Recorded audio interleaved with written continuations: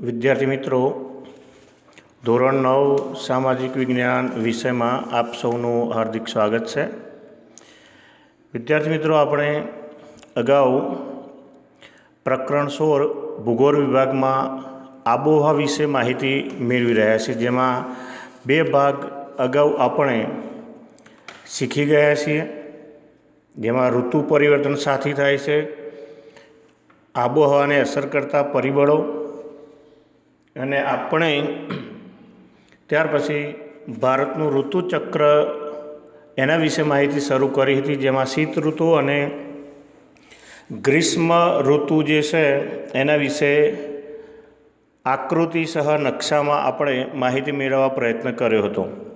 અને એ જ રીતે બાળમિત્રો, આજે આપણે ભારતની અતિ મહત્ત્વની એવી જૂનથી સપ્ટેમ્બરની વર્ષા ઋતુ એટલે કે ચોમાસું વિશે માહિતી મેળવવાનો પ્રયત્ન કરીશું.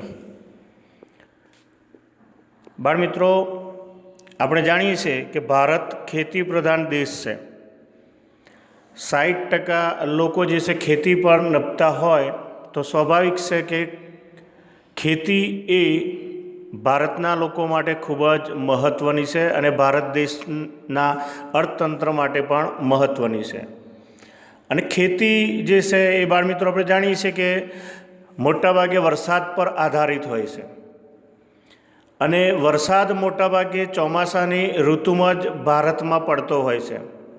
અને તે આપણે જાણીએ છીએ જૂનથી સપ્ટેમ્બરનો સમયગાળો હોય છે, અને આ દરમિયાન લગભગ 80% જેટલો વરસાદ જે છે તે ચોમાસાની ઋતુમાં પડી જાય છે. એટલે વરસાદ શરૂ થાય છે ત્યાંથી જ ભારતનો ખેડૂત જે છે એ ખેત પ્રવૃત્તિમાં જે છે રચોપચો રહે છે. એટલા માટે ચોમાસું ભારતની સૌથી મહત્ત્વની ઋતુ ગણાય છે. આવું કારણ પૂછાય ત્યારે બાળમિત્રો આપણે એમાં લખી શકીએ કે ભારત ખેતી પ્રધાન દેશ છે, ભારત માટે ચોમાસું એ મહત્ત્વની ઋતુ છે, અને જૂનથી સપ્ટેમ્બર સમયગાળા દરમિયાન આશરે 80% જેટલો વરસાદ પડી જાય છે. એટલા માટે ચોમાસું ભારતની સૌથી મહત્ત્વની ઋતુ ગણાય છે. ત્યારબાદ જોઈએ બાળમિત્રો, આપણે ચોમાસું જે છે એ મહત્ત્વની ઋતુ ગણાતી હોય તો એ દરમિયાન ભારતમાં જે છે તે વરસાદ પડતો હોય છે, અને એ વરસાદ લાવવામાં કેટલાક પરિબળો મહત્ત્વનો ભાગ ભજવતા હોય છે. અને એ માટે ભેજવાળું અને વાદળછાયું હવામાન હોવું જરૂરી છે. એના લીધે ભારતના મોટાભાગના વિસ્તારોમાં વરસાદ પડતો હોય છે, જે અહીંયા આગળ આપણે સમજવાનો પ્રયત્ન કરીશું. બાળમિત્રો, ભારતનું ચોમાસું જે છે એ દક્ષિણ પશ્ચિમ મોસમી પવનોને આભારી છે, અને દક્ષિણ પશ્ચિમ પવનો જે છે એને આપણે નૈઋત્યના મોસમી પવનો કહીશું. એટલે ભારતમાં નૈઋત્યના મોસમી પવનોની જો ઋતુ જે છે એ દરમિયાન ભારતના લગભગ બધા જ વિસ્તારોમાં જે છે તે વરસાદ થાય છે. હવે ભારતમાં આ જૂનથી સપ્ટેમ્બર મહિના દરમિયાન કેમ જે છે તે વરસાદ થતો હોય છે, તો બાળમિત્રો અહીંયા આગળ આપણે સમજવાનો પ્રયત્ન કરીએ શું પરિસ્થિતિ ભારતમાં સર્જાય છે તે. તો અહીંયા આગળ આપણે સમજીશું બાળમિત્રો કે મે મહિનાના અંત સુધીમાં ભારત અને મધ્ય એશિયા, આપણો આ દેશ જુઓ, આ ભારત, બરાબર, અને અહીંયા આગળ તમે જોશો બાળમિત્રો આ મધ્ય એશિયા. તો અહીંયા આગળ જે છે તે હલકું દબાણ સર્જાય છે, હવાનું હલકું દબાણ સર્જાય છે. અને એની સામે એની વિરુદ્ધમાં તમે જુઓ, અહીંયા હિન્દ મહાસાગર છે, હિન્દ મહાસાગરમાં ભારે દબાણ સર્જાય છે. અગાઉ મેં તમને બાળમિત્રો કહ્યું હતું કે પવનો હંમેશા ભારે દબાણવાળા વિસ્તારથી હલકા દબાણવાળા વિસ્તાર તરફ જતા હોય છે. હવે અહીંયા આગળ આ ભારે દબાણવાળા પવનો જે છે એ જમીન વિસ્તારો તરફ જાય છે. એટલે બાળમિત્રો, હવે આ પવનો જે છે ને એ તમે જોશો અહીંયા આગળ આ પવનો જે છે તે અરબ સાગર પરથી આવે છે, અને એ પવનો જે છે ને એ અહીંયા આગળ ભેજવાળા બને છે. એ પવનો કેવા બને છે? ભેજવાળા બને છે. એટલે એના કારણે એ પવનો ભેજ લઈને દક્ષિણથી ઉત્તર તરફ વહે છે, દક્ષિણથી ઉત્તર તરફ વહે છે. અને આમ જૂનથી સપ્ટેમ્બર સુધી આ સમુદ્ર પરથી જે પવનો વાય છે એ પવનો ભારતમાં વરસાદ લાવવાનું કામ કરે છે. આ ચોમાસાની પરિસ્થિતિ જૂનથી સપ્ટેમ્બરની પરિસ્થિતિ થઈ જેમાં વરસાદ આવતો હોય છે. હવે બાળ મિત્રો જોઈએ કે આ અહીંયા આગળ આપણે જે પવનો એક બાજુ કહ્યા અરબ સાગર પરથી આવતા પવનો અને બીજી બાજુ બંગાળાની ખાડી પરથી આવતા પવનો. તો નૈઋત્ય કોણીય પવનો જે છે બાળ મિત્રો એને આપણે બે વિભાગોમાં વહેંચીશું, યાદ રાખીએ. નૈઋત્ય કોણીય પવનો જે છે એને બે વિભાગોમાં વહેંચીશું, બરાબર છે. એની અંદર આપણે ખાસ યાદ રાખીએ કે અહીંયા ભારતમાં જોઈશું તો આ પવનો જે છે એ અરબ સાગર પરથી વહે છે, એટલે અરબ સાગર પરથી આવતા મોસમી પવનો. અને બીજી બાજુ મેં તમને કહ્યું અહીંયા આગળ આ બંગાળાની ખાડી, તો બંગાળાની ખાડી પરથી આવતા પવનો. તો એની અંદર આપણે બાળ મિત્રો સર્વપ્રથમ અરબ સાગર પરથી આવતા મોસમી પવનો વિશે વાત કરીશું. તો એની અંદર સર્વપ્રથમ આપણે જોઈએ કે ભારતમાં વર્ષા ઋતુ એટલે કે વરસાદનો પ્રારંભ જે છે તે સામાન્ય રીતે જૂન મહિનાથી થાય છે. અને અહીંયા આગળ આપણે જોઈશું કે લગભગ પહેલી જૂનથી ભારતમાં અહીંયા આગળ આપણે જોઈએ તે પ્રમાણે અહીંયા આગળ આ દક્ષિણનું કેરળ રાજ્ય છે. તો કેરળ રાજ્યમાં ચોમાસાની શરૂઆત થાય છે, ધ્યાન રાખીશું. ભારતમાં વર્ષા ઋતુનો પ્રારંભ જૂન મહિનાથી થાય છે અને 1 જૂનથી દક્ષિણ ભારતના કેરળ રાજ્યથી થાય છે, જે મેં આ દર્શાવ્યું એ પ્રમાણે બાળ મિત્રો યાદ રાખીશું. અને આ અરબ સાગર પરથી આવતા આ જે પવનો છે, આ પવનો જે છે એ પવનોને અહીંયા આપણે જોઈએ પ્રમાણે અહીંયા આગળ ખાસ યાદ રાખીએ, આ પશ્ચિમ ઘાટ આવેલો છે બાળ મિત્રો. શું આવેલું છે? પશ્ચિમ ઘાટની ઉત્તર દક્ષિણ વિસ્તરેલી પર્વતમાળા આવેલી છે. અને આ પશ્ચિમ ઘાટ જે છે એ અહીંયા આગળ જો આ એરા દ્વારા જે પવનો બાળ મિત્રો દર્શાવે છે ને, આ પવનોને રોકે છે. એટલે અહીંયા પહેલાં કેરળમાં વરસાદની શરૂઆત થાય છે. હવે એ પવનો જે છે એ આગળ વધે છે, એ પવનો જે છે તે આ રીતે આગળ વધે છે. હવે પશ્ચિમ ઘાટ જે છે, બરાબર, આપણે હાલ જે પશ્ચિમ ઘાટ લીધો બાળ મિત્રો, બરાબર, એ પશ્ચિમ ઘાટ જે છે એ આ પવનો જે છે ને એ પવનોને રોકે છે, આ પવનોને રોકે છે, બરાબર. એટલે એ પવનો જે છે ને એ પશ્ચિમ ઘાટના જે ઢોળાવો, હમણાં આપણે જે પશ્ચિમ ઘાટ લીધો બાળ મિત્રો, બરાબર, ફરીથી જોઈએ આ પશ્ચિમ ઘાટ લીધો, તો એ પશ્ચિમ ઘાટના આ જે ઢોળાવો જે છે ને એ ઢોળાવો ઉપર જે છે તે ભારે વરસાદ આપે છે. મોસમી પવનો જે ભેજવાળા છે અરબ સાગર પરથી આવે છે એને કોણ રોકે છે? યસ, પશ્ચિમ ઘાટ જે અહીંયા દર્શાવ્યું એ પ્રમાણે. અને એની પશ્ચિમ તરફ જે મેં આ દર્શાવી, આ એની પશ્ચિમ તરફ એના ઢોળાવો જે છે ત્યાં પુષ્કળ વરસાદ પડે છે. હવે જોઈએ અહીંયા આગળ શું થાય છે બાળ મિત્રો, આ પવનોમાં રહેલો ભેજ જે છે તે ઓછો થઈ ગયો અને એ પવનો જે છે ને એ હવે હલકા થયા, વાદળ હલકા થયા, ભેજ ઓછો થયો. એટલે એ પવનો જે છે તે આખી પશ્ચિમ ઘાટની આ પર્વતમાળા જે છે ને ઓળંગીને હવે આ તરફ આવશે, બરાબર છે, એની પાછળની બાજુએ. અને આ પાછળનો ભાગ જે છે ને બાળ મિત્રો આ રે ઉચ્ચ પ્રદેશ છે, બરાબર, દ્વીપકલ્પીય ઉચ્ચ પ્રદેશ છે. હવે દ્વીપકલ્પીય ઉચ્ચ પ્રદેશમાં પહોંચે છે ત્યાં સુધી ભેજનું પ્રમાણ શું થઈ જાય છે. એટલે મેં આ જે વિસ્તાર દર્શાવ્યો એ વિસ્તારમાં ઓછો વરસાદ પડે છે અને એને આપણે વર્ષાછાયાનો પ્રદેશ કહીશું. કયો પ્રદેશ કહીશું? વર્ષાછાયાનો પ્રદેશ. જે હમણાં આગળ આપણે બાળ મિત્રો એક અલગથી આકૃતિ દ્વારા હું તમને સમજાવવાનો પ્રયત્ન કરું છું, બરાબર છે. તો આ આપણે ખાસ યાદ રાખીશું કે પશ્ચિમ ઘાટ અરબ સાગર પરથી આવતા મોસમી પવનોને રોકે છે, તેથી પશ્ચિમ ઘાટના ઢોળાવો, પશ્ચિમ બાજુએ આવેલા ઢોળાવો પર પુષ્કળ વરસાદ પડે છે, જ્યારે પશ્ચિમ ઘાટના વર્ષાછાયાના પ્રદેશમાં ખૂબ જ ઓછો વરસાદ પડે છે. એક ઉદાહરણ આપણે જોઈએ બાળ મિત્રો, અહીંયા તમે જુઓ, હમણાં આપણે જોયું એ પ્રમાણે તમે જુઓ કે અરબ સાગર પરથી આવતા આ પવનો જે છે, ભેજવાળા પવનો, એને ફરીથી અહીંયા આગળ આપણે હમણાં જોઈએ પ્રમાણે જો આ પશ્ચિમ ઘાટ જે છે ને એ રોકે છે, બરાબર છે.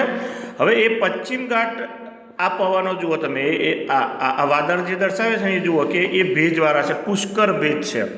પણ એ ઉપર આગળ જાય છે એમ જુઓ હવે એમાં ભેજ ઘટી ગયો અને હવે જો આ પશ્ચિમ ઘાટના ઢોરાઓ આપણે લીધા ને ત્યાં પુષ્કળ વરસાદ પડી ગયો, બરાબર. એમાંનું એક ઉદાહરણ અહીંયા આપી છે, તમે જુઓ બાળ મિત્રો કે મુંબઈમાં 200 સેન્ટીમીટર કરતાં વધુ વરસાદ પડે છે, જ્યાંથી ત્યાંથી થોડેક જ દૂર આવેલ પુણે જે છે ત્યાં માત્ર 75 સેન્ટીમીટર વરસાદ પડે છે. મુંબઈમાં 200 સેન્ટીમીટર વરસાદ પડે છે, જ્યારે એનાથી થોડેક જ દૂર આવેલ એવા પુણેની અંદર શું થાય છે, માત્ર 75 સેન્ટીમીટર વરસાદ પડે છે. તો પહેલાં મુંબઈ જે છે પશ્ચિમના દરિયા કિનારે આવેલું છે, બરાબર છે. આ આપણે જોઈ શકીશું બાળ મિત્રો, અહીંયા આગળ આ મુંબઈ છે, બરાબર. આ મુંબઈ અને આ બાજુ જે છે ને આ પુણે છે, અને પુણેની વચ્ચે આપણે જોઈએ તેમ પશ્ચિમ ઘાટ છે. એટલે આ દરિયા કિનારે આવેલ મુંબઈમાં જે છે ને એ આ પવનો જે છે એ ત્યાં પશ્ચિમ ઘાટ રોકે છે. એટલે મુંબઈની અંદર જે છે એ 200 સેન્ટીમીટર વરસાદ પડે છે, પણ એ પવનો પશ્ચિમ ઘાટને ઓળંગીને જ્યારે અહીંયા આગળ જો આ વ્હાઇટ જે વાદળ આપણે દર્શાવે છે ને બાળ મિત્રો, એ ખબર પડી છે. જો અહીંયા ભેજ વધારો હતો વાદળમાં, અહીંયા ઓછો થયો, અહીંયા બિલકુલ ઓછો થયો, અને હવે આ પશ્ચિમ ઘાટને ઓળંગીને અહીંયા આગળ આવ્યા ત્યારે અહીં પુણે જે છે એ પુણેની અંદર બાળ મિત્રો માત્ર 75 સેન્ટીમીટર વરસાદ પડ્યો. એટલે પશ્ચિમ ઘાટ ઓળંગીને જ્યારે આ પવનો પુણે પહોંચે છે ત્યાં સુધી એમાં ભેજ ઓછો થઈ ગયો હોય છે, એટલે માત્ર 75 સેન્ટીમીટર વરસાદ પડે છે. એટલે આ ખાસ યાદ રાખીશું. મુંબઈ અને પુણે વચ્ચે વરસાદ વધુ ઓછો પડવાનું કારણ પશ્ચિમ ઘાટ છે. પશ્ચિમ ઘાટના ઢોળાવોમાં મુંબઈ આવેલું છે દરિયા કિનારે, જ્યારે પુણે જે છે પશ્ચિમ ઘાટના વર્ષાછાયાના વિસ્તારમાં આવેલું છે, એટલે ત્યાં વરસાદ ઓછો પડે છે. અહીંયા આગળ આપણે એ બધા જ શબ્દોને બાળ મિત્રો ફરીથી અહીંયા સમજવાનો પ્રયત્ન કરીશું આ આકૃતિ દ્વારા. તો એની અંદર આપણે જોયું કે વર્ષાછાયાનો પ્રદેશ, પહેલાં એની અંદર વર્ષાછાયાનો પ્રદેશ જે છે એને સમજવાનો પ્રયત્ન કરીએ. તો અહીંયા આગળ બાળ મિત્રો જોશો આ ભેજવાળા પવનો છે, આ બધા દર્શાવે ને આ ભેજવાળા પવનો. તો એ ભેજવાળા પવનો ની આડે કોઈ પર્વત અથવા ઉચ્ચ પ્રદેશ આવે, કોઈ પર્વત કે ઉચ્ચ પ્રદેશ આવે, એટલે એ પર્વતની આ જે પશ્ચિમ બાજુ છે, અહીંયા આગળ આપણે પશ્ચિમ લઈશું, પશ્ચિમ બાજુ જે છે ને એને આપણે વાતાભિમુખ કહીશું. અહીંયા આગળ જુઓ આપણે શબ્દ લખેલો છે બાળ મિત્રો, વાતાભિમુખ. તો એ વાતાભિમુખ બાજુએ જે છે ને સારો વરસાદ પડે છે, પરંતુ એ પવનો હવે જુઓ અહીંયા આગળ એ જેમ જેમ આગળ વધે એમ ભેજ ઓછો થઈ ગયો. હવે તમે જુઓ એ પર્વતને ઓળંગીને આ બીજી બાજુ આવે છે, જુઓ એની પાછળની બાજુ આવે છે. જુઓ તો અહીંયા વાદળોમાં ભેજ હતો, અહીંયા તમે જોશો વાદળોમાં ભેજ ઓછો થતો જાય છે, બરાબર. તો અહીંયા જે છે ને આ વિસ્તારમાં ખૂબ જ ઓછો વરસાદ પડશે, ખૂબ જ ઓછો વરસાદ પડશે. એટલે આ પર્વતની જે છે ને એને આપણે બાળ મિત્રો વાત વિમુખ બાજુ કહીશું.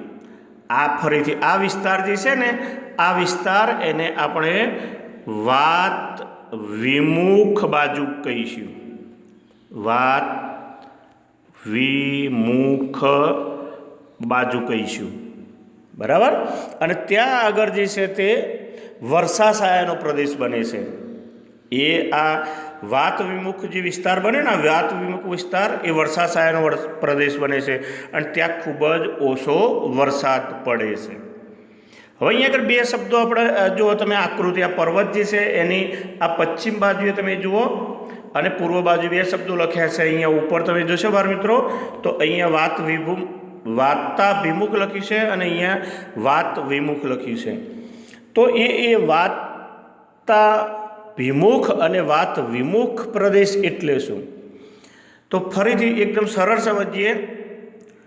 સમુદ્ર પરથી આ સમુદ્ર છે, સમુદ્ર પરથી વાતા આ પવનો જુઓ, આ ભેજવાળા પવનો જે છે એ પવનોને રોકવામાં પર્વતમાળાનો જે ભાગ અવરોધરૂપ બને, આ પવનો જે છે ને એ પવનોને આ પર્વત છે, તો પર્વતનો જે ભાગ રોકે, તો અહીંયા જો પર્વતનો આ ભાગ જે છે ને આ ભાગ જે છે એ આ પવનોને રોકે છે. એટલે પવનોની દિશામાં આવતો પર્વતનો આ ભાગ જે છે ને એ જે ઢોરાવ છે એને આપણે વાતાભિમુખ કહીશું. જ્યારે એનાથી ઉલટું પર્વત કે ઉચ્ચ પ્રદેશનો જે ભાગ, આ ભાગ શું બન્યો બાળ મિત્રો? આ વાતાભિમુખ બન્યો. તો જે ભાગ વાતાભિમુખ બને છે તેની વિરુદ્ધ બાજુનો, તેની વિરુદ્ધ બાજુ એટલે આ થઈ, તેની વિરુદ્ધ બાજુ એટલે આ થઈ, બરાબર છે? તેની વિરુદ્ધ બાજુનો જે ઢોરાવ છે તેને વાત વિમુખ ઢોરાવ કહીશું. એટલે આપણે ઉદાહરણ કેવું હોય તો ઉદાહરણ તરીકે હમણાં આપણે લીધું એ પ્રમાણે જો તમે આને આપણે સમજીએ, આ પશ્ચિમ ઘાટ છે, આને બાળ મિત્રો આપણે પશ્ચિમ ઘાટ સમજીએ, બરાબર? તો પશ્ચિમ ઘાટની આ બાજુ જે થઈ, આ તમે આ બાજુ જે જુઓ છો, બરાબર, એને આપણે વાતાભિમુખ ઢોરાવ કહીશું. જ્યારે પશ્ચિમ ઘાટની આ વિરુદ્ધ જુઓ, બરાબર છે, આ જે વાતાભિમુખ પ્રદેશ જે છે એની વિરુદ્ધ ઉલટી દિશાએ જે આ પ્રદેશ આવ્યો એને આપણે વાત વિમુખ કહીશું.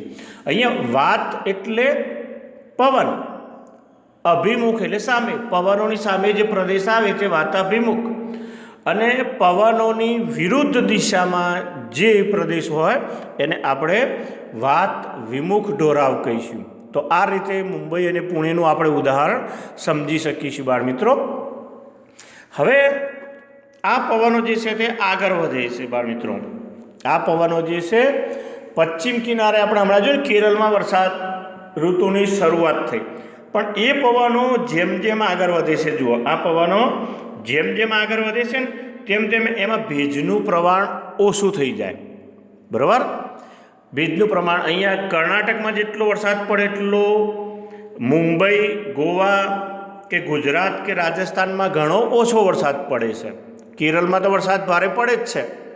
હવે શું થાય છે, આ પવનો જુઓ તમે અહીંયા આગળ, આ નર્મદા નદી છે બાળ મિત્રો, આ નર્મદા નદી, અને નર્મદા નદીનો જે ખીણ પ્રદેશ છે ને એ ખીણ પ્રદેશમાંથી તમે જો આ પવનો જે છે ને એ પવનો આ મધ્યપ્રદેશમાં પ્રવેશ્યા. ક્યાં પ્રવેશ્યા? અરબ સાગર પરથી આવતા પવનો બાળ મિત્રો ક્યાં પહોંચ્યા? મધ્યપ્રદેશમાં. હવે આ પવનો જે છે અહીંયા આગળ જાય છે ત્યારે તમે જુઓ આ બંગાળાની ખાડી ઉપરથી આવતા જે પવનો જે છે ને એ પવનો બંને અહીંયા આગળ ભેગા થઈ જાય છે મધ્યપ્રદેશમાં.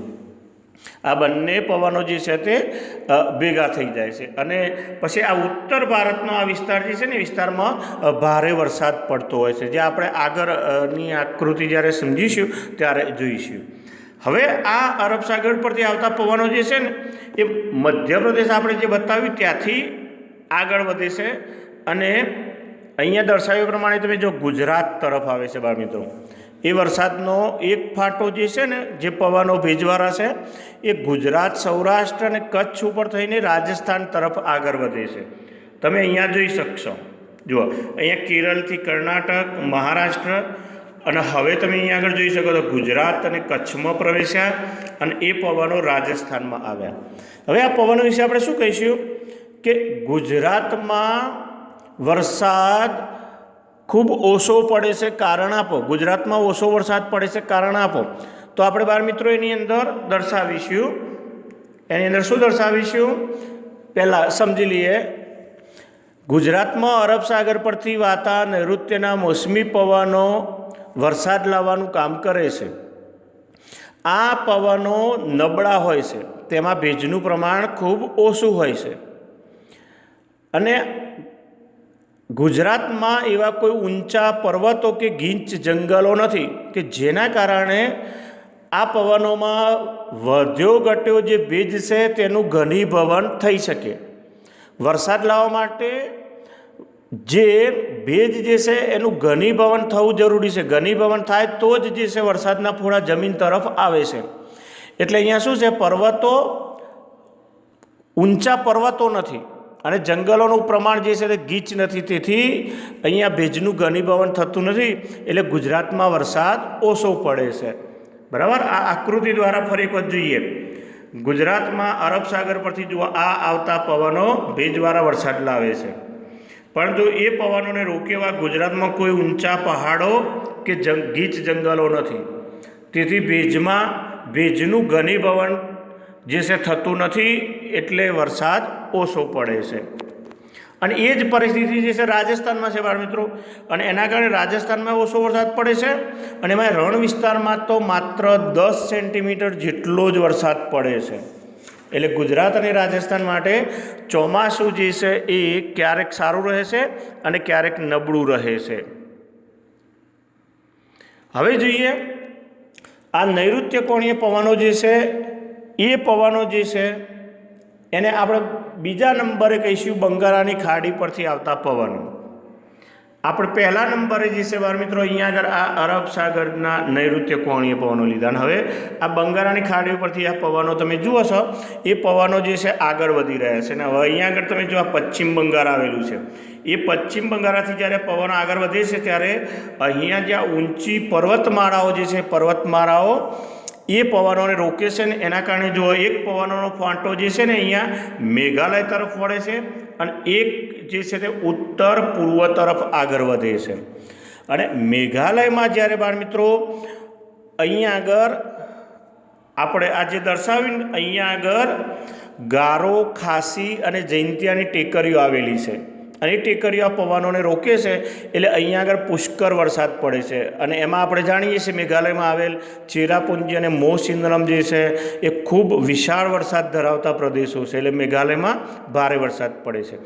હવે આ પવનોનો એક ફાંટો આપણે બાળ મિત્રો હાલ જોયું ને એ પ્રમાણે તમે જોશો આ એક ફાંટો જે છે ને એ તમે જો ઉત્તરમાં પૂર્વથી પશ્ચિમ તરફ આગળ વધ્યો, બરાબર. ઉત્તર ભારતમાં અહીંયા જો પૂર્વથી પશ્ચિમ તરફ આગળ વધ્યો. હવે એમાં જો પહેલું આપણે અહીંયા પશ્ચિમ બંગાળ લીધું, પછી બિહાર આવ્યું, પછી અહીંયા આગળ ઉત્તર પ્રદેશ આવ્યું, અને છેક અહીંયા આગળ એ રીતે આ પંજાબ અને હરિયાણા જે છે ત્યાં સુધી આ પવનો જે છે તે વરસાદ લાવવાનું કામ કરે છે. પણ અહીંયા સમજીએ કે બંગાળાની ખાડી પરથી આવતા પવનોની દિશામાં જ્યારે પહેલું જે છે પશ્ચિમ બંગાળ આવે છે, એટલે પશ્ચિમ બંગાળમાં જેટલો વરસાદ પડે છે એટલો બિહારમાં નથી પડતો, બિહારમાં જેટલો વરસાદ પડે છે એટલો ઉત્તર પ્રદેશમાં નથી પડતો, આગળ જતાં એટલો વરસાદ દિલ્હીમાં નથી પડતો, એટલો વરસાદ પંજાબ કે હરિયાણામાં પડતો નથી. એટલે ઉત્તર ભારતમાં પૂર્વથી પશ્ચિમ તરફ જઈએ તેમ તેમ વરસાદનું પ્રમાણ ઘટતું જાય છે, બરાબર. આ ખાસ યાદ રાખીશું. એટલે આ રીતે બંગાળાની ખાડી પરથી આવતા મોસમી પવનો જે છે એ ઉત્તર ભારતમાં જે છે વરસાદ લાવવાનું કામ કરે છે. અને અગાઉ મેં કહ્યું તેમ આ પવનોની સાથે જે આપણે જોયું તે બંગાળાની ખાડી પરથી આવતા પવનો અને આ અરબ સાગર પરથી આવતા પવનો ભેગા થઈ જાય છે ત્યારે આ ઉત્તર ભારત જે છે ઉત્તર ભારતમાં સારો એવો વરસાદ પડે છે, એ આપણે ધ્યાનમાં રાખીશું. ત્યાર પછી બાળ મિત્રો સંકલ્પના પૂછાય કે વરસાદનો ક્રમભંગ એટલે શું? વરસાદનું જે સતત પ્રક્રિયા જે છે પ્રક્રિયામાં વિક્ષેપ પડવો. આપણે જોયું કે જૂનથી સપ્ટેમ્બર ભારતમાં ચોમાસાની ઋતુ છે, પરંતુ સળંગ વરસાદ આવતો હોતો નથી. અહીંયા સમજીએ મોસમી પવનોની ઋતુ કઈ છે? ચોમાસું. તો એ ચોમાસું દરમિયાન વરસાદવાળા જુઓ વરસાદવાળા અને વરસાદ વગરના દિવસો વારાફરતી આવ્યા કરે છે. 10 દિવસ વરસાદ પડ્યો એટલે આ વરસાદવાળા દિવસ કહેવાય. 15 દિવસ વરસાદ ન પડ્યો તો એ વરસાદ વગરના દિવસો કહેવાય. હવે આ ઘટના જે છે ને સતત આવે જાય. જુઓ આ વરસાદવાળા દિવસો, આ વાદળ દર્શાવે છે વરસાદ વગરના દિવસો, અને ફરીથી પાછા વરસાદવાળા દિવસો આવ્યા તો આ વરસાદનો ક્રમભંગ કહેવાય. મોસમી પવનોની ઋતુ ચોમાસું દરમિયાન વરસાદવાળા અને વરસાદ વગરના દિવસો વારાફરતી આવે જાય છે. વરસાદ આવે છે, વરસાદ નથી આવતો, ફરી પાછો વરસાદ આવે છે, તો આને આપણે વરસાદનો ક્રમભંગ કહીશું. હવે બાળ મિત્રો આપણે જાણીએ છીએ હાલ આપણે જે શીખી રહ્યા છીએ તે દરમિયાન ઓક્ટોબર મહિનો ચાલુ છે. આપણે જાણીએ છીએ આ ઓક્ટોબર મહિનો ચાલુ છે, અને ઓક્ટોબર મહિના દરમિયાન જે છે એ વાતાવરણીય પરિસ્થિતિ જે છે એ પરિસ્થિતિ બાળ મિત્રો જે છે તે બદલાઈ જાય છે. અને એ દરમિયાન જે છે એ પવનો જે છે તે પોતાની દિશા જે છે તે બદલે છે. બાળ મિત્રો પોતાની દિશા જે છે તે બદલે છે. અહીંયા એક શબ્દ આપેલો છે, જો તમે ઉપરની તરફ નિવર્તન, આ નિવર્તન શબ્દ આપેલો છે, બરાબર. એટલે નિવર્તનનો અર્થ થઈ છે પવનો અટકી જવા અને પાછા ફરવા. નિવર્તન એટલે પવનો અટકી જવા અને પાછા ફરવા. તો શું થાય છે? સૂર્યના કિરણો જે છે ને એ દક્ષિણ તરફ જે છે ખસતા જાય છે.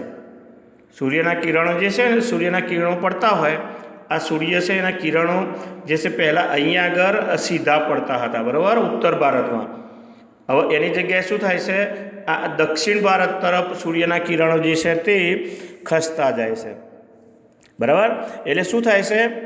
હવે આ હિન્દ મહાસાગર જે છે ને એ હિન્દ મહાસાગર તરફ જુઓ. આ હિન્દ મહાસાગર જે છે, આ હિન્દ મહાસાગર, તો હિન્દ મહાસાગરમાં હલકું દબાણ સર્જાય છે. અને એ જ વખતે આપણો જે ઉત્તર ભારત જે છે, બરાબર, જમીન વિસ્તાર છે બાળ મિત્રો, ઉત્તર ભારત જમીન વિસ્તાર જે છે ત્યાં આગળ આ દર્શાવ્યા પ્રમાણે જુઓ તમે, ભારે દબાણ સર્જાય છે. કેવું દબાણ સર્જાય છે? ભારે દબાણ. હવે અગાઉ આપણે ફરીથી શીખ્યા, ફરીથી યાદ રાખીએ કે પવનો હંમેશા ભારે દબાણથી હલકા દબાણવાળા વિસ્તાર તરફ ગતિ કરતા હોય છે. તો અહીંયા આગળ એવું થઈ જુઓ. હવે નિવર્તન આપણે કહ્યું કે આ પવનો જે છે ને ઉત્તર ભારતમાં અહીંયા આગળ અટકી ગયા, અહીંયા અટકી ગયા, અને એ પવનોએ પોતાની દિશા બદલી અને એ પવનો પરત ફર્યા. જ્યાં જે માર્ગે આવ્યા હતા એ માર્ગે પરત ફર્યા. તમે જુઓ, પરત ફર્યા એટલે એને આપણે પાછા ફરતા મોસમી પવનોની ઋતુ કહીશું. અને આ ઋતુ જે છે ને ઓક્ટોબરથી નવેમ્બર દરમિયાન જે છે તે જોવા મળે છે.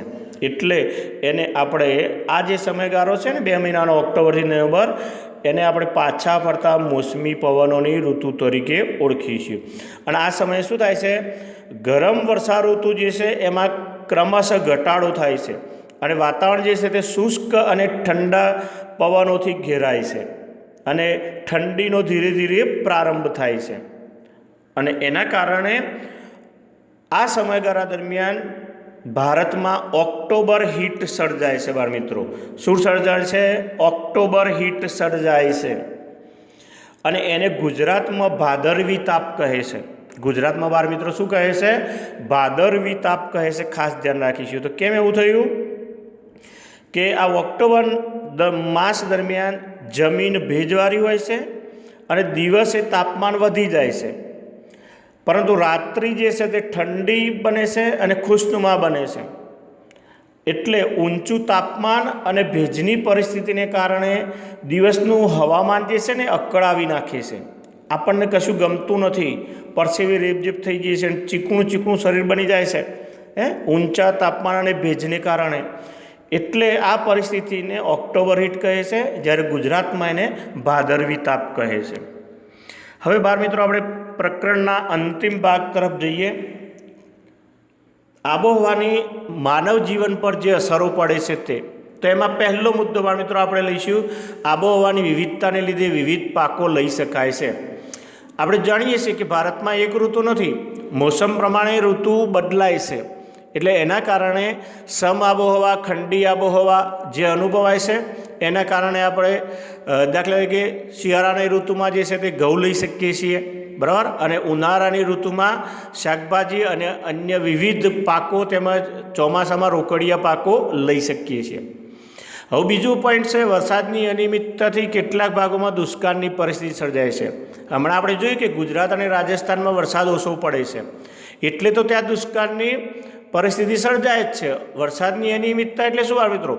કે હમણાં આપણે જોઈએ વરસાદનો ક્રમભંગ, એટલે વરસાદ જે છે ને એ નિયમિત રીતે આવે કે ચોમાસું જે છે જૂન મહિનામાં શરૂ થવાનું હોય તો થઈ જાય તો બરાબર છે, પણ ક્યારેક શું થાય કે આપણા દેશમાં કેટલાક વિસ્તારોમાં જુલાઈ માસ પતવા આવે ત્યાં સુધી પણ વરસાદ પડતો નથી, એટલે દુષ્કાળની પરિસ્થિતિ સર્જાય. બીજું છે વરસાદની અનિયમિતતા અને સાથે સાથે અનિશ્ચિતતાને લીધે ક્યારેક નદીઓમાં ભારે પૂરની સ્થિતિ સર્જાય. ખાસ કરીને ઉત્તર ભારતની જે નદીઓ છે એમાં ભારે પૂર સર્જાય છે, બરાબર. અને જ્યારે બીજી બાજુ શું થાય કે વરસાદ જે છે અનિયમિત પડે છે. વરસાદ અનિયમિત એટલે શું બાળ મિત્રો? સમજીએ કે વરસાદ વહેલો આવે અને વહેલો બંધ થઈ જાય. સમજ્યો, વરસાદ વહેલો આવે, વહેલો બંધ થઈ જાય. વરસાદ મોડો આવે અને વહેલો બંધ થઈ જાય. વરસાદ વહેલો આવે, વહેલો બંધ થઈ જાય. વરસાદ વહેલો આવે, વહેલો બંધ થઈ જાય, વરસાદ મોડો આવે અને વહેલો બંધ થઈ જાય. એટલે શું થાય, ખેડૂતોએ જે પાક વાવ્યો હોય ને પાણી સમયસર ચોમાસાનું મળે નહીં, વરસાદનું પાણી મળે નહીં, એટલે ઊભો પાક જે વાવેલો હોય એ બળી જાય છે. ત્યાર પછી આપણે જોયું કે 80% જેટલો વરસાદ જે છે ચોમાસાની ઋતુમાં જ પડી જાય છે, બરાબર. બાકીના ક્યારેક કોઈક સમયમાં, દાખલા તમિલનાડુ જે છે એની ખરી ઋતુ તો શિયાળાની ઋતુ છે. ત્યાં આગળ અગાઉ આપણે શીખ્યા હતા કે ત્યાં આગળ શિયાળાની ઋતુમાં જે છે કોરોમંડલ કિનારે તમિલનાડુમાં વરસાદ પડે છે. પણ ભારતમાં બધી જગ્યાએ એવું નથી. ક્યાંક ગુજરાતમાં વરસાદ પડી જાય છે પણ એ નુકસાનકારક બને છે, માવઠું જે છે તે. એટલે 80% વરસાદ ચોમાસામાં પડી જાય. એટલે બાકીની ઋતુમાં શું છે, બાકીની ઋતુમાં આપણે ખાસ કરીને શિયાળામાં સિંચાઈ પર આધારિત ખેતી કરવી પડી છે. હવે ભારતમાં બધી જ જગ્યાએ સિંચાઈની સગવડો જે છે બાળ મિત્રો નથી. એટલે ઘણા વિસ્તારોમાં વર્ષમાં એક જ પાક લઈ શકાય છે. ત્યાર પછી છે નદીઓમાં પૂર આવવાથી જમીનનું ધોવાણ થાય છે, કે નદીઓ જે છે સલકાય, ભારે પૂર આવે એટલે જે કિનારાના પ્રદેશો જે છે એની જમીન જે છે ઉપરનું પડ જે છે ને ધોવાઈ જાય. ઉપરનું પડ ધોવાઈ જાય એટલે ઉપરનો પડમાં જે ફળદ્રુપતા રહેલી હોય એ ઘટી જાય, ને ફળદ્રુપતા ઘટે એટલે સ્વાભાવિક છે કે પાકનું ઉત્પાદન પણ ઘટે છે. ત્યાર પછી લોકો ઉપર રોજગારી જે છે, બરાબર, જેના ઉપરથી આપણે આગળ કહ્યું કે 60% લોકો ભારતમાં જે છે એ ખેતી પર આધારિત રોજગારી છે. એટલે ચોમાસું જેવું પૂરું થાય છે એટલે જે ખેત મજૂરી પર આધારિત જે ખેત મજૂરો હતા એમના માટે રોજગારીનો પ્રશ્ન ઊભો થાય છે. અને બાકીની ઋતુમાં જે અન્ય ઋતુઓ છે એમાં એમને વૈકલ્પિક રોજગારો મળતા નથી. એમને જે આર્થિક આવક મેળવવી હોય એ માટે કામ મળતું નથી. એટલે લોકો શું છે, આજીવિકા મેળવવા માટે શહેરો તરફ જે છે એ ચાલ્યા જાય છે. અને શહેરોમાં લોકોના ઢગે ઢગ ઉભરાય છે અને એના કારણે શહેરીકરણના પ્રશ્નો ઊભા થાય છે. ત્યાર પછી વરસાદ, હમણાં કહ્યું તેમ કે જે રોકડિયા પાકો છે બાળ મિત્રો, બરાબર છે, કપાસ છે, તમાકુ છે, શેરડી છે, ડાંગર છે, આ બધા જે રોકડિયા પાકો જે છે એ રોકડિયા પાકો માટે વરસાદ જે છે સતત મળી રહેવો જરૂરી છે. પાણીની ખૂબ જરૂરિયાત એમને પડતી હોય છે. હવે જ્યારે વરસાદ અનિયમિત અને અનિશ્ચિત હોય એના કારણે આ રોકડિયા પાકોનું ઉત્પાદન ઘટે. હવે જે કપાસ હોય, બરાબર છે, ડાંગર હોય, શેરડી હોય, તમાકુ હોય, એ બધા જે છે ને ઉદ્યોગોને કાચો માલ પૂરો પાડે છે. હવે ઉદ્યોગોને સતત કાચો માલ મળી રહે નહીં તો એની ઉદ્યોગો પર સીધી નેગેટિવ, નકારાત્મક અસરો ઊભી થાય છે અને સીધી જનજીવન ઉપર અસર થાય છે. ત્યાર પછી આપણે જોયું કે ખાસ કરીને રણ પ્રદેશો જે છે ત્યાં અપૂરતો વરસાદ, આપણે જોયું કે રણ પ્રદેશમાં માત્ર 10 સેન્ટીમીટર જ વરસાદ પડે છે. એટલે અહીંયા કાયમ પાણીની ખેંચ રહે છે, તંગી રહે છે. એટલે અહીંયા આગળ લોકોનું જીવન જે છે તે મુશ્કેલ ભર્યું બને છે. હવે બીજું કે પહાડી વિસ્તારો બાળ મિત્રો, આપણે જોઈએ મેઘાલયમાં પુષ્કળ વરસાદ પડે છે, પરંતુ તેમ છતાં ચોમાસા પછીના સમયગાળા દરમિયાન ત્યાં પાણી જે છે એ મેળવવું જે છે દોહલું છે, મુશ્કેલ છે. એટલે પહાડી વિસ્તારોમાં લોકોનું જનજીવન જે છે તે ખૂબ જ મુશ્કેલ ભર્યું હોય છે. અને છેલ્લે કહેવું હોય કે આબોહવા જે છે ને માનવ જીવન પર જે ગાઢ અસરો થાય છે, આ ઉપર આપણે જોઈ જે અસરો, બરાબર, ખેતી ઉપર શું અસર થાય છે, એની રોજગારી પર શું અસર થાય છે, ઉદ્યોગો ઉપર શું અસર થાય છે, જમીનની ફળદ્રુપતા પર શું અસર થાય છે, એના લીધે આ માનવ જીવનના જે દરેક પાસા જે છે એના ઉપર અસર થાય છે. માનવ જીવનના પાસા કયા? ખોરાક, પોશાક, વ્યવસાય, રહેઠાણ, આ બધા જે છે એના ઉપર સીધી અસર થતી હોય છે. તો બાળ મિત્રો આ જે છે આબોહવાની માનવ જીવન પર થતી અસરો છે. અને છેલ્લે જોઈએ કે ચોમાસું આપણા ભારત માટે ખૂબ જ ખેતી પ્રધાન દેશ હોવાથી ખૂબ જ અગત્યનું છે, અગત્યની ઋતુ છે, વર્ષા ઋતુ છે. તો એ માટે કેટલુંક ચોક્કસ ગાઈડલાઈન આપણી પાસે હોવું જરૂરી છે. તો એ ગાઈડલાઈન આપવાનું કામ જે છે ને ભારતીય હવામાન કચેરી, એટલે ભારતીય હવામાન વિભાગ કરે છે બાળ મિત્રો, બરાબર. આ ભારતીય હવામાન કચેરી જે છે એ સમાચાર પોતે જે તૈયાર કરે છે, જે આપણે કહીએ છીએ ને, હવામાન કચેરી કહેતી હોય છે કે ભાઈ આગામી 10 દિવસમાં વરસાદ આવવાની શક્યતા રહેલી છે, વાતાવરણ વાદળછાયું રહેશે. તો એ જે સમાચાર જે છે ને એ રેડિયો, ટીવી, વર્તમાનપત્રો અને વેબસાઇટ દ્વારા જે છે લોકો સુધી પહોંચાડે છે. તો આ ભારતીય હવામાન વિભાગની સ્થાપના જે છે ઈસવીસન 1875 પશ્ચિમ બંગાળના પાટનગર કોલકાતાથી થઈ અને ત્યાર પછીની મુખ્ય કચેરી જે છે ને 1905 પુણે ખાતે લઈ જવાઈ, પરંતુ હાલમાં આપણે યાદ રાખીએ ભારતીય હવામાન ખાતાની કચેરી દિલ્હીમાં આવેલ છે. ભારતીય હવામાન વિભાગની કચેરી ક્યાં આવેલી છે? દિલ્હીમાં. ખાસ યાદ રાખીએ. અને આ ઉપરાંત શું છે, દરેક રાજ્યની અંદર પણ એની પ્રાદેશિક કચેરીઓ આવેલી હોય છે, દરેક રાજ્યના પાટનગરમાં. જેમ કે ગુજરાત, તો ગુજરાતના પાટનગર ગાંધીનગરમાં. પરંતુ દિલ્હી પછી મહત્ત્વની 6 પ્રાદેશિક કચેરીઓ છે. તમિલનાડુમાં ચેન્નઈ, અસમની અંદર ગુવાહાટી, પશ્ચિમ બંગાળમાં તો આપણે લીધી કોલકાતા, મહારાષ્ટ્રમાં મુંબઈ. જો મહારાષ્ટ્રમાં 3 જગ્યાએ છે, મુંબઈ, પુણે અને નાગપુર, બરાબર. અને એ સિવાય ભારતીય હવામાન વિભાગ જે છે એ જે નિર્જીવ પ્રદેશ કહેવાય, બરફથી છવાયેલો પ્રદેશ એન્ટાર્કટિકા, ત્યાં સુધી જે છે ભારતીય હવામાન વિભાગે પોતાના કેન્દ્રો સ્થાપ્યા છે. તો બાળ મિત્રો, આ રીતે ભારતની ઋતુઓ સમય પ્રમાણે બદલાય છે અને ભારતીય જનજીવન ઉપર એની અસર થાય છે તે વિશે માહિતી મેળવી. બાળ મિત્રો, આનાથી તમને ચોમાસા વિશેની સારી સમજ પડી હશે એવી આશા સાથે આભાર. જય હિન્દ, જય ભારત.